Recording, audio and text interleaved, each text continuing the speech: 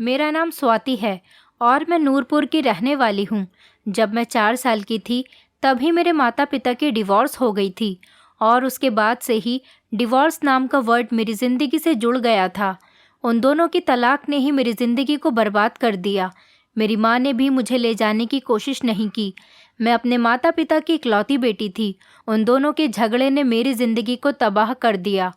पापा ने मुझे अपने साथ रख लिया था क्योंकि माँ मुझे बेसहारा करके चली गई थी। इतनी छोटी सी उम्र में मुझे माँ की ममता की ज़रूरत थी, लेकिन माँ तो अपनी 4 साल की इकलौती बेटी को छोड़कर किसी दूसरे मर्द के साथ भाग गई थी। उस टाइम मैं इतनी छोटी थी कि मुझे पता ही नहीं था कि डिवोर्स क्या होता है और एक परिवार कैसे टूटता है। पर जैसे जैसे मैं बड़ी होती गई मुझे इस वर्ड का मतलब समझ आने लगा। माँ बाप के अलग होने की वजह से मेरी ज़िंदगी पूरी तरह से बदल कर रह गई थी। जो भी मुझे देखता था गलत गलत कमेंट पास करता था। यही कहता था कि देखो ये जा रही है स्वाति, इसकी माँ ने तो अपने आशिक के लिए इसका बचपन ही ख़राब कर दिया। इसकी माँ इसको बचपन में ही छोड़कर चली गई। लोगों के कड़वे कमेंट्स ने मेरी ज़िंदगी और मेरा बचपन दोनों ही कड़वा बना दिया था। मेरी ज़िंदगी में किसी तरह की कोई खुशी नहीं थी।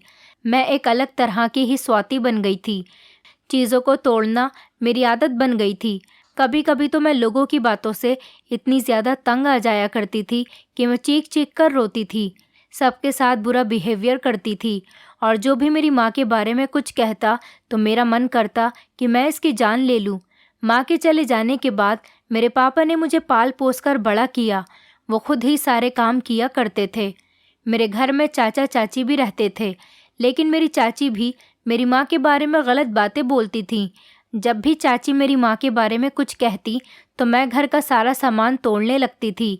धीरे धीरे चाचा चाची भी मुझे बुरा समझने लगे थे और यही कहते थे कि इस पागल को हमारे घर से निकालकर इसकी माँ के पास ही भेज दो। मेरे पापा ने मेरी परवरिश बस ठीक ठाक ही की थी। सरकारी स्कूल में एडमिशन दिलवा दिया था, जहाँ के बच्चे भी मेरी माँ के कैरेक्टर को लेकर मुझे चिढ़ाया करते थे। जब मैं 9 साल की हुई तो मेरे पापा ने दूसरी शादी कर ली।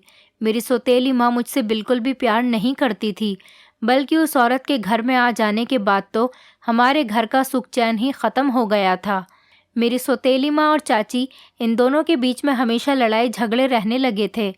मेरा बिहेवियर बहुत गुस्से वाला था, इसलिए मेरी सौतेली माँ मुझसे भी कभी कुछ कहती थी तो मैं उनसे लड़ने झगड़ने बैठ जाती थी। क्योंकि जैसे जैसे मैं बड़ी होती चली जा रही थी वैसे वैसे ही मेरा गुस्सा भी बढ़ता ही चला जा रहा था। मेरी सौतेली माँ की पापा के साथ भी बिल्कुल नहीं बनी।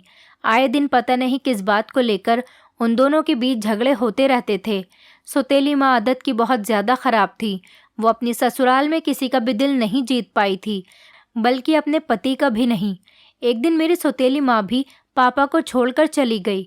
अक्सर पापा गुस्से में रहते थे कि जिस तरह मेरी दोनों पत्नियों ने मुझे धोखा दिया है, ऐसे मैं भी किसी औरत पर अब विश्वास नहीं कर सकता। मैं बड़ी हो गई थी तो इसीलिए पढ़ाई के साथ साथ घर का काम भी संभाल लिया करती थी। चाचा चाची का परिवार एक ही घर में रहते हुए भी अलग खाना पकाना करते थे और मैं अपने पापा का खाना अलग बनाया करती थी। मेरे गुस्से की वजह से किसी ने मुझे अपना समझकर प्यार नहीं किया था। मेरे पापा भी बस दुनिया के दिखावे के लिए मुझसे प्यार किया करते थे। एक दिन अचानक पापा को हार्ट अटैक हुआ और जब डॉक्टर के पास ले जाया गया तो डॉक्टर ने कहा कि ये अब इस दुनिया में नहीं रहे। पापा की मौत हो गई थी। ये खबर मेरे लिए किसी कयामत से कम नहीं थी। माँ के बाद पापा भी मुझे इस दुनिया में छोड़कर चले गए थे और अब मैं अकेली रह गई थी। पापा के मरने के बाद चाचा चाची का बिहेवियर मेरे साथ और ज़्यादा सख्त हो गया था। वो लोग चाहते थे कि मैं इस घर से निकल जाऊं और सारे घर पर उनका ही कब्ज़ा हो जाए। मेरी दादी जो गांव में रहा करती थी, मेरे चाचा चाची ने मुझ पर झूठे इल्ज़ाम लगाकर मुझे दादी के घर छोड़कर आ गए। दादी ने मुझे खूब प्यार किया, लेकिन मैं गांव नहीं जाना चाहती थी और मजबूरन मुझे गांव में शिफ्ट होना पड़ गया। उस टाइम मेरी उम्र 16 साल के करीब हो गई थी। दादी मुझे बहुत प्यार करती थी, जबकि दादा काफ़ी सालों पहले ही इस दुनिया को छोड़कर चले गए थे। अपने बेटे की मौत पर मेरी दादी भी बहुत ज़्यादा अफसोस में थी। दादी गांव के घर में अकेली रहा करती थी क्योंकि मेरी दादी के सारे रिश्तेदार गांव में ही रहते थे। जैसे जैसे उनके बेटों ने शादी की तो शहर में घर बना लिया और वहीं पर शिफ्ट हो गए। अपनी बूढ़ी माँ को भी भूल गए। अब मैं पूरी तरह से अपनी दादी पर निर्भर हो गई थी। दादी के पास गांव में मेरी बुआ की बेटी भी रहती थी। उसका नाम रानी था। रानी उम्र में मुझसे छोटी थी। मेरी दादी अकेली रहती थी, इसी वजह से उन्होंने अपनी नाती को अपने साथ रखा हुआ था। मेरी दादी के गांव में 3-4 मकान थे जो कि किराए पर दिए हुए थे। दादी घरों के ही किराए से अपना खर्च पूरा करती थी। मेरे पापा और मेरे चाचा ने अपनी अपनी शादियों के बाद अपनी माँ को कोई भी पैसा नहीं दिया था। गांव में ही हमारी एक बुआ भी रहती थी। वो हर रोज़ सुबह को दादी के पास आ जाया करती थी, क्योंकि मेरी बुआ की शादी भी गांव में ही हुई थी। उनका ससुराल गांव में ही था और वो अपनी माँ के पास आती जाती रहती थी। रानी मेरी इन्हीं बुआ की बेटी थी। रानी का बिहेवियर तो मेरे साथ अच्छा रहता था, लेकिन बुआ का बिहेवियर मेरे साथ कुछ अजीब सा था। ऐसा लगता था जैसे मेरे गांव आने पर उन्हें कोई खुशी नहीं हुई थी। मेरे सामने बुआ अपनी बेटी को खूब प्यार करती और मुझे मुंह बनाकर देखती थी। कभी कभी बुआ मेरी माँ के बारे में भी कुछ गलत कह देती तो मैं गुस्से में चीज़ें तोड़ना शुरू कर देती थी। बुआ ने कभी भी कुछ खुलकर नहीं कहा था, पर फिर भी मैं उनके साथ बदतमीज़ी पर उतर आती थी। बुआ दादी से भी यही कहती थी कि माँ, इसको शहर इसकी माँ के पास भिजवा दो। अपनी माँ के साथ साथ ये भी बदतमीज़ ही है। जिस तरह से इसकी माँ अपने आशिक के साथ भाग गई है, इसे इसकी माँ के पास भेज दो। ये यहाँ रहने के काबिल नहीं है। लेकिन दादी मेरी बहुत साइड लिया करती थी और वो अपनी बेटी को डांट दिया करती थी। मेरे आने पर बुआ को दादी से बहुत सारी शिकायतें हो गई थीं, लेकिन मेरी दादी का कहना था कि ये मेरी पोती है और हमारे ख़ानदान का खून है। अब ये मेरे पास ही रहेगी और मैं इसका ख्याल रखूँगी। कुछ महीने तो ऐसे ही गुजर गए। अक्सर मेरे मन में यही ख्याल आता था कि अगर मेरी माँ कैरेक्टरलेस न होती तो शायद मुझे लोगों की इतनी सारी बातें न सुननी पड़ती। अगर मेरी माँ को मुझे ये दिन दिखाना ही था तो वो मुझे अपने साथ भी तो लेकर जा सकती थी। शायद मैं भी दूसरे बच्चों की तरह नॉर्मल और अच्छी ज़िंदगी गुजारती। मेरे अंदर एक अजीब सा एहसास आ गया था। मैं हर टाइम घर की 4 दीवारी के अंदर ही रहती थी, क्योंकि मुझे गांव और गांव के लोगों में कोई इंटरेस्ट नहीं था। रानी ही घर के सारे काम किया करती थी। कभी कभी मैं भी उसके साथ किसी काम में उसका हाथ बटा दिया करती थी। रानी बहुत ज़्यादा समझदार थी और बहुत धीमी आवाज़ में बात किया करती थी। वो मेरी बुआ मतलब अपनी माँ पर बिल्कुल भी नहीं गई थी, क्योंकि बुआ का बिहेवियर बहुत ज़्यादा ख़राब था। दादी ने रानी की परवरिश बहुत अच्छे तरीके से की थी। मैं भी सोचती थी कि काश मैं बचपन से अपनी दादी के पास ही रहती तो मैं भी रानी की तरह कितनी सब्र वाली और समझदार लड़की होती। गांव में आने के बाद मेरी पढ़ाई भी ख़त्म हो चुकी थी। जैसे जैसे समय बीत रहा था, मैं जवान होने के साथ साथ खूबसूरत भी हो रही थी।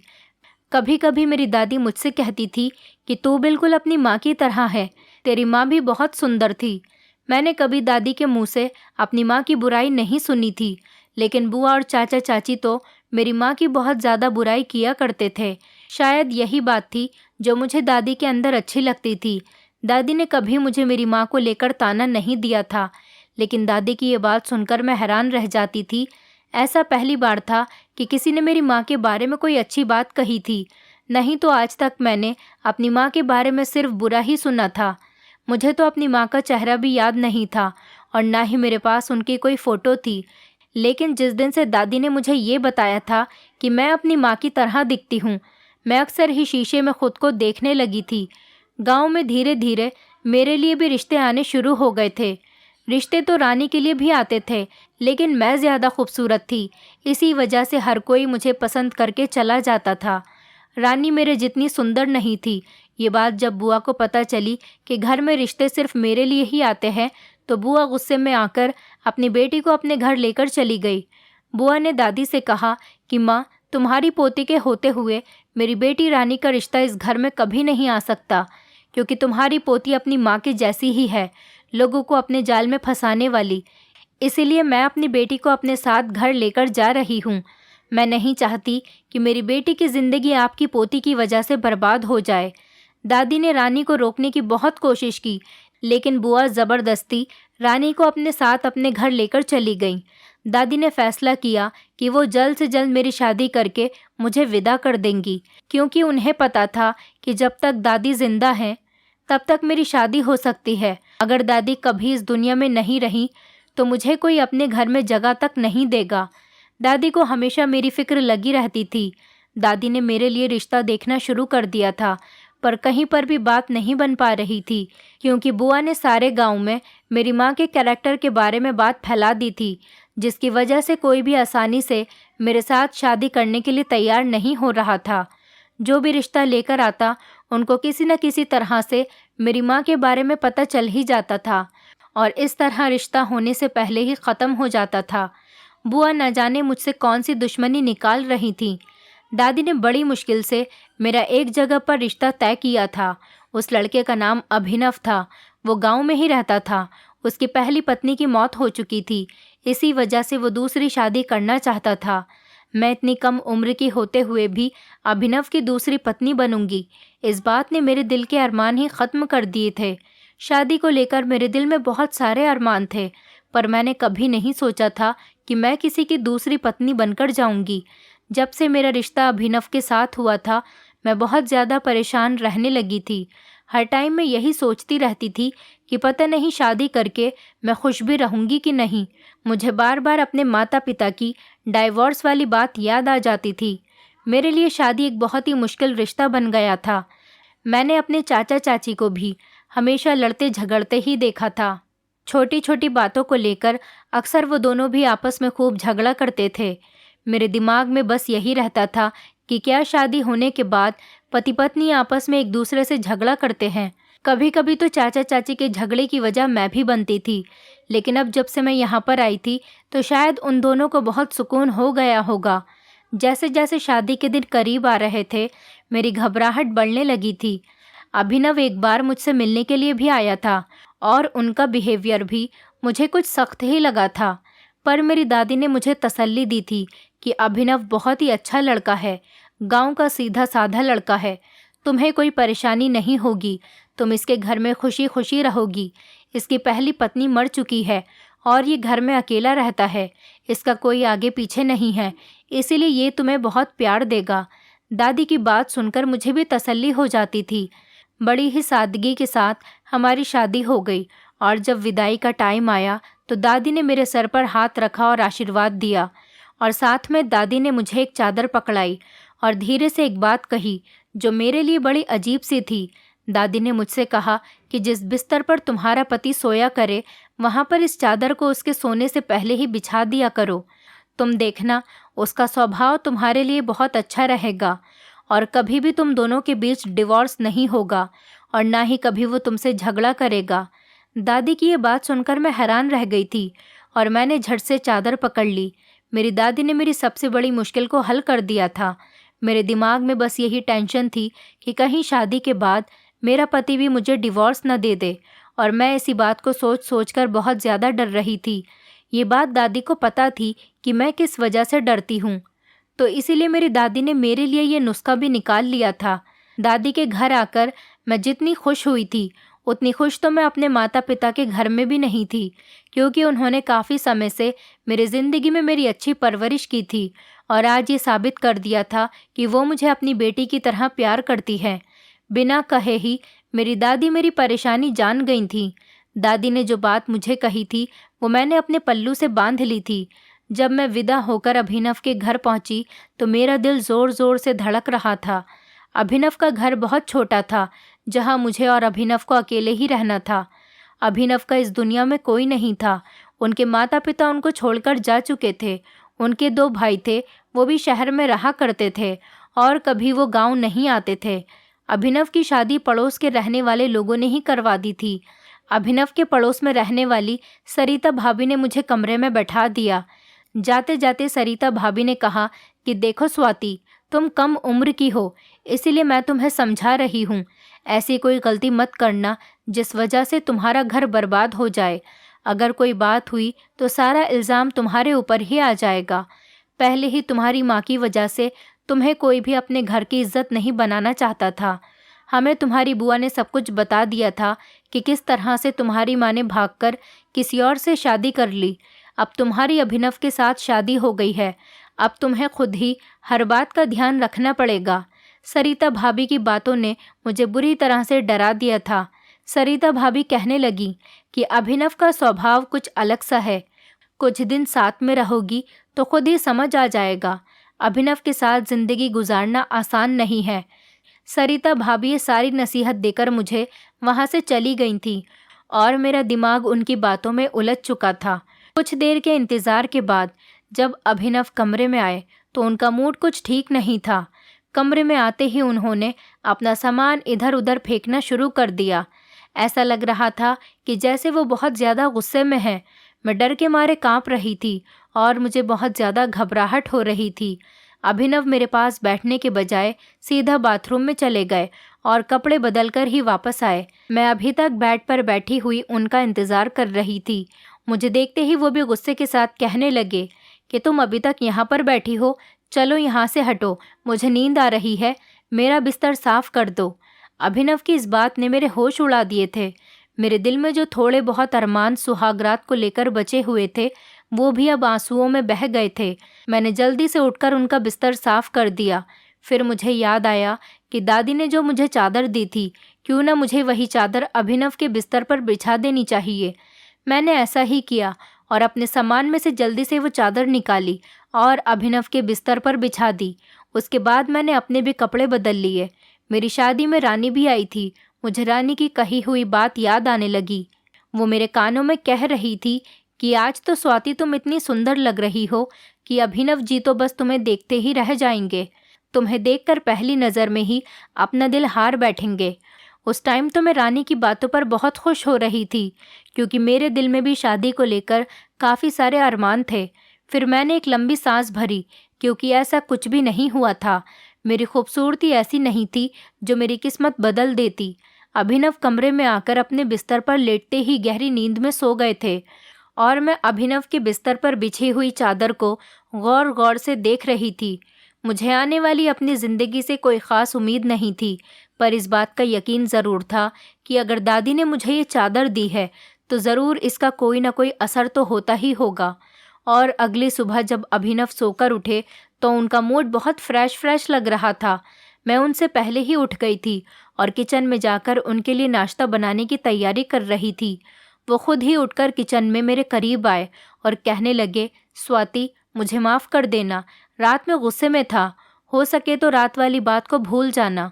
अभिनव का इतना बदला हुआ रूप देखकर मैं हैरान रह गई थी। मुझे यकीन नहीं आ रहा था कि ये रात वाला ही अभिनव है। वो जल्दी से तैयार हो रहे थे। टाइम बहुत ज़्यादा हो गया था, शायद उन्हें काम पर जाना था, इसलिए जल्दी से मैंने उनको नाश्ता दिया। हम दोनों ने साथ बैठकर नाश्ता किया। उसके बाद वो अपने काम पर चले गए थे। अभिनव के जाने के थोड़ी देर बाद ही दादी भी मेरे घर पर आ गई थी। दादी मुझे देखकर बहुत खुश हुई और कहने लगी कि तुम हमेशा इस तरह ही खुश रहना और बस अपने पति के बिस्तर पर यही चादर बिछा देना और जो बात मैंने बताई थी उस काम को करती रहना।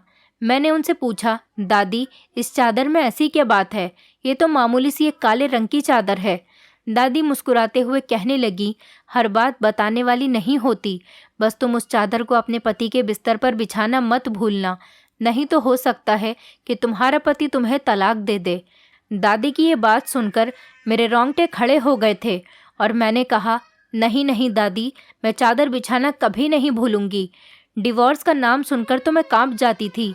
शाम तक अभिनव भी काम से घर वापस आ गए थे और उनका मूड भी बहुत ज़्यादा अच्छा था। मैंने उनकी पसंद का ही खाना बनाया था और खाने को देखने के बाद वो और भी ज़्यादा खुश हो गए थे। हम दोनों ने साथ बैठकर खाना खाया। उन्होंने मेरे खाने की खूब तारीफ़ की थी। उस दिन के बाद कोई भी ऐसा दिन नहीं गया कि जब अभिनव के सोने से पहले मैंने उनके बिस्तर पर वो चादर नहीं बिछाई हो। जब अभिनव के सोने का टाइम होता तो मैं उनके बिस्तर पर वो दादी की दी हुई चादर बिछा दिया करती थी और जब वो उठ जाते थे तो मैं उस चादर की जगह दूसरी चादर बिछा दिया करती थी। ये काले रंग की चादर मुझे जान से भी ज़्यादा प्यारी हो गई थी। अभिनव हमेशा मेरा बहुत ख्याल रखते थे। उनका बिहेवियर भी मेरे साथ हमेशा बहुत नरम रहता था। गुस्सा करना तो वो जैसे भूल ही गए थे और अगर कभी कभी वो मुझसे गुस्से में बात किया भी करते थे तो मैं चुपचाप सुनती रहती थी क्योंकि मुझे पता था कि दादी की दी हुई चादर की वजह से अभिनव का गुस्सा कुछ टाइम के बाद ही ख़त्म हो जाता है। पता नहीं इस चादर में ऐसी कौन सी बात थी जो अभिनव जैसे गुस्से वाला इंसान भी ठंडा हो जाता था। मेरे ससुराल में मेरी ज़िंदगी बहुत अच्छी गुजर रही थी। मेरी शादी को 5 महीने हो गए थे और इन 5 महीनों में मैं खूब सेहतमंद हो गई थी, क्योंकि मैं अपनी ससुराल में हमेशा खुश रहती थी। कुछ दिनों बाद मुझे पता चला कि मैं प्रेग्नेंट हूँ। ये खबर सुनकर तो अभिनव और भी ज़्यादा खुश रहने लगे थे। अब मेरे पति मेरा डबल ख्याल रखने लगे थे, लेकिन फिर अचानक मेरी तबीयत ख़राब रहने लगी। एक दिन कुछ ज़्यादा ही तबीयत ख़राब होने की वजह से एक रात मैं अभिनव के बेड की चादर चेंज करना भूल गई थी। मैंने दवाई ली हुई थी, इसी वजह से मुझे जल्दी नींद आ गई थी और मैं अभिनव से पहले ही सो गई थी। बस यही मेरी बहुत बड़ी गलती थी और अपनी इस गलती का एहसास मुझे जब हुआ जब सुबह के 6 बजे अचानक मेरी घबराकर आँख खुली। ये देखकर तो मेरे रोंगटे ही खड़े हो गए थे कि अभिनव के बिस्तर की चादर तो मैंने चेंज ही नहीं की थी। दादी की ये बात मेरे कानों में गूंजने लगी कि अगर तुमने चादर अभिनव के बिस्तर के नीचे नहीं बिछाई तो वो तुम्हें तलाक दे देगा। अभी मैं इन सब बातों में ही खोई हुई थी कि तभी अभिनव जाग गए। उनको देखकर मुझे डर लगने लगा। मैं सोच रही थी कि पता नहीं अब क्या होगा। अभिनव कहने लगे, तुम क्यों जाग रही हो? तुम्हारी तबीयत तो ठीक है ना? तुम इतनी जल्दी क्यों उठ गई हो? तुम्हें आराम की ज़रूरत है। तुम अपनी नींद पूरी किया करो। मैंने डरते डरते उनको बताया कि मेरी तबीयत ठीक नहीं है। अभिनव कहने लगे, तो मैं तुम्हें अकेला घर में छोड़कर काम पर नहीं जा सकता। तुम तैयार हो जाओ, मैं तुम्हें तुम्हारी दादी के घर पर छोड़ आता हूँ। ऐसा पहली बार हुआ था जब अभिनव ने अपने मुंह से कहा था कि मैं तुम्हें तुम्हारी दादी के घर छोड़कर आता हूँ। नहीं तो इससे पहले मैं जब भी दादी के घर जाने को कहती थी तो वो मना कर देते थे और कहते थे कि अब यही तुम्हारा घर है और तुम्हें अब यहीं पर रहने की आदत डालनी होगी। तुम्हारा दिल अगर अपनी दादी से मिलने को करता है तो तुम उनको यहीं पर बुला लिया करो। उस टाइम मुझे बहुत रोना आ जाता था, पर आज जब उन्होंने घर जाने की बात कही तो मुझे डर लगने लगा था। कहीं ऐसा तो नहीं था कि वो मुझे छोड़ने वाले थे। मैंने उनको मना कर दिया कि मैं नहीं जाना चाहती और ये देखकर मेरे पैरों तले से ज़मीन निकल गई कि अभिनव एकदम गुस्से में आ गए और ख़ुद ही मेरा सामान पैक करने लगे। बहुत दिनों बाद मैंने उनको गुस्से में देखा था। काम पर जाते टाइम उन्होंने ज़बरदस्ती मुझे दादी के घर पर छोड़ दिया। मैंने डरते डरते अभिनव से पूछा कि आप शाम तक तो मुझे लेने आ जाओगे ना? उन्होंने मेरी तरफ गुस्से से देखा और कोई जवाब नहीं दिया। उसके बाद वो चले गए और मैं भी दादी के घर पर आ गई थी और सामने ही दादी बैठी हुई थी। मैं अपने आप पर काबू किए बिना ही दादी से चिपटकर खूब रोने लगी। मुझे इस तरह रोता हुआ देखकर दादी बहुत ज़्यादा परेशान हो गई थी। उन्होंने मुझसे रोने की वजह पूछी। मैंने रोते हुए दादी को बताया कि अभिनव मुझे छोड़कर चले गए हैं और अब मुझे कभी लेने नहीं आएंगे। आज जिस तरह से उन्होंने गुस्से में मुझसे बात की है, इस हिसाब से तो यही लग रहा है कि वो अब मुझे यहाँ से लेकर नहीं जाएंगे और मुझे छोड़ देंगे। दादी ने पूछा कि ऐसा क्या हुआ था जो वो तुम्हें छोड़कर यहाँ पर चला गया? मैंने दादी को बताया कि मैं उनके बिस्तर पर कल रात चादर बिछाना भूल गई थी। सुबह मेरी तबीयत ठीक नहीं थी।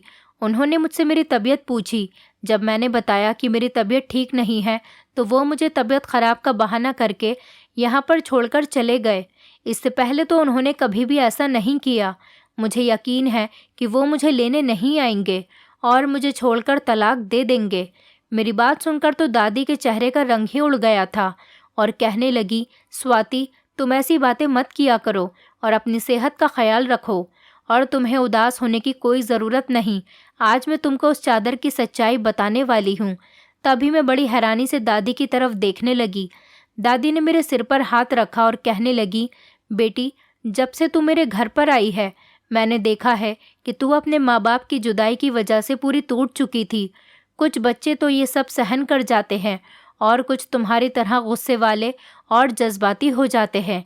तुम भी बहुत ज़्यादा गुस्से वाली थी और जब तुम्हारी शादी की बात होने लगी तो तुम्हारी माँ की वजह से तुम्हारे रिश्ते में रुकावट आने लगी थी। जबकि सच ये था कि तुम्हारी माँ का कैरेक्टर बिल्कुल ठीक था, बल्कि तुम्हारा पिता यानी मेरा बेटा ही गलत था। तुम्हारे पिता के साथ कभी तुम्हारी माँ का मिजाज नहीं मिल सका। वो तुम्हारी ही तरह खूबसूरत थी। तुम्हारा पिता तुम्हारी माँ की खूबसूरती की वजह से उस पर शक करता था और इस वजह से उन दोनों के बीच में हमेशा झगड़ा होता रहता था। मैंने भी शहर आकर तुम्हारे पिता को कई बार समझाने की कोशिश की थी, लेकिन वो कह देता कि हम दोनों पति पत्नी के बीच बोलने की आपको कोई ज़रूरत नहीं। बस यही सब सोचते हुए मैं गांव में आकर बस गई थी।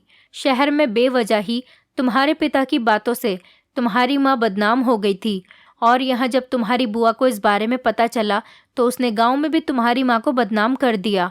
और यही सब कुछ तुम्हारी बुआ तुम्हारे रिश्ते के टाइम पर भी करने लगी थी। तुम्हारी माँ के पवित्र होने की मैं गवाही देती हूँ। अभिनव को भी मैंने तुम्हारे लिए इसीलिए चुना था कि वो अकेला रहता है, उसके साथ कोई नहीं रहता।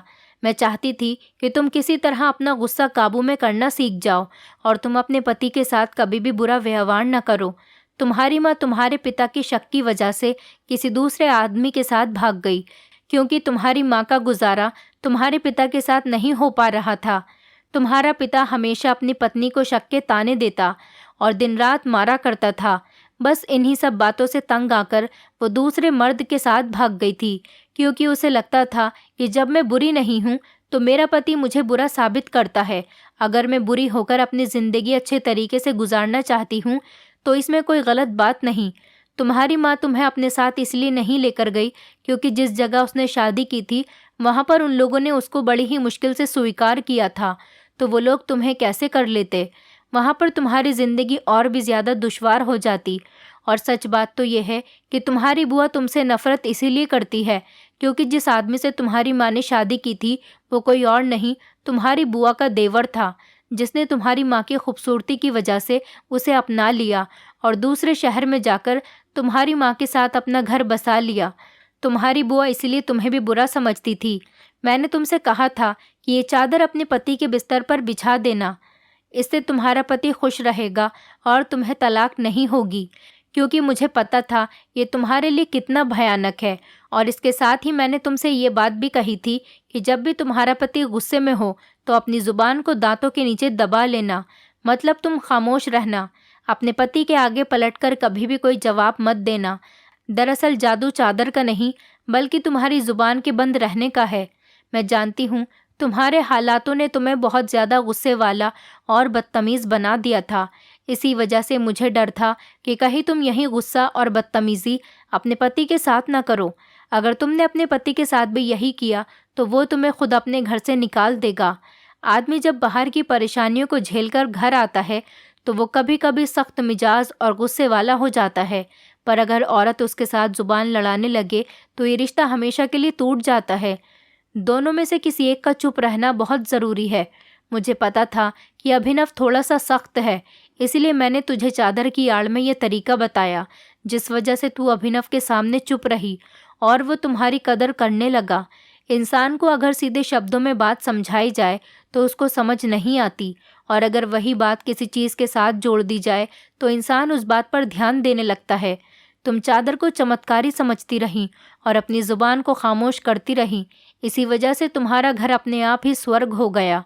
अभिनव तुम्हारी तबीयत ख़राब की वजह से तुम्हें यहाँ छोड़कर गया है, क्योंकि उसको पता था कि इस हालत में तुम्हारा अकेले घर पर रहना ठीक नहीं है, लेकिन तुम उसकी बात का गलत मतलब ले गईं। बेटी, जब दो लोगों के बीच झगड़ा हो तो रिश्ता कायम करने के लिए दोनों में से किसी एक को खामोश होना ही बेहतर होता है, तभी घर बन पाता है।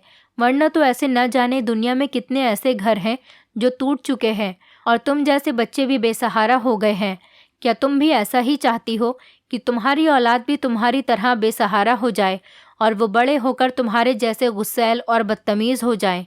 मैंने दादी से कहा, नहीं नहीं दादी, मैं हमेशा अपनी ज़ुबान पर खामोशी बनाए रखूँगी, कभी अपने पति के साथ बदतमीज़ी या गुस्से वाला व्यवहार नहीं करूँगी। दादी की सारी बातें सुनकर तो मैं हैरान रह गई थी कि मेरी ज़ुबान पर काबू रखने की वजह से ही मेरा घर स्वर्ग बना था। दादी ठीक कह रही थी कि अगर मैंने अपना गुस्सा अपने पति के सामने भी दिखाया तो वो ज़रूर मुझे तलाक दे देगा। मैंने रोते हुए दादी से माफ़ी मांगी, क्योंकि ये सच था कि मैं शहर में भी अपने चाचा चाची के साथ ज़ुबान लड़ाया करती थी और इसी वजह से वहाँ पर मेरा उनसे झगड़ा रहता था। तभी वो तंग आकर मुझे दादी के पास छोड़कर चले गए थे। सारा दिन आराम करने के बाद मेरी तबीयत ठीक हो गई थी। रात को बुआ जी भी घर पर आईं तो मैंने उनसे भी माफ़ी मांगी। बुआ जी ने पहली बार मुझे अपने गले से लगाया था। मैं बहुत खुश हो गई थी कि मेरे अच्छे व्यवहार की वजह से सब लोग मेरे करीब आने लगे थे। रानी और बुआ जी को देखकर मैं बहुत खुश हो गई थी। रानी ने और मैंने मिलकर दादी के घर पर खाना बनाया। शाम को अभिनव जी भी मुझे लेने के लिए आ गए थे। दादी ने मुझे ज़िंदगी की हकीकत सिखा दी थी, जिसको सीखना हर लड़की के लिए ज़रूरी है। जब इंसान गुस्से में कुछ कहे तो आदमी को उस टाइम अपनी ज़ुबान पर काबू रखना चाहिए, क्योंकि तभी घर बन पाता है। हमारी खामोशी ही हमारी ज़िंदगी को खुशियों से भर सकती है। नहीं तो फिर आप लोग जानते हैं, जैसा मेरे साथ हुआ ऐसा आप लोगों के साथ भी हो सकता है। शायद मेरी इसी गलत आदत की वजह से कोई भी मुझे नहीं अपनाता था। आज मैं सोचती हूँ कि जब लोग मुझे मेरी माँ के बारे में गलत गलत कमेंट पास किया करते थे, तब मैं खामोश रहकर उनकी बातों को नज़रअंदाज करती, तभी ठीक रहती। बल्कि मैं तो लोगों की बातें सुनकर उन पर गुस्सा किया करती थी। यही मेरी सबसे बड़ी गलती थी। आज मुझे अपनी गलती का एहसास हो गया है। मैं अपने पति के साथ बहुत ज़्यादा खुश हूँ और मैंने एक प्यारी सी बेटी को जन्म दिया है।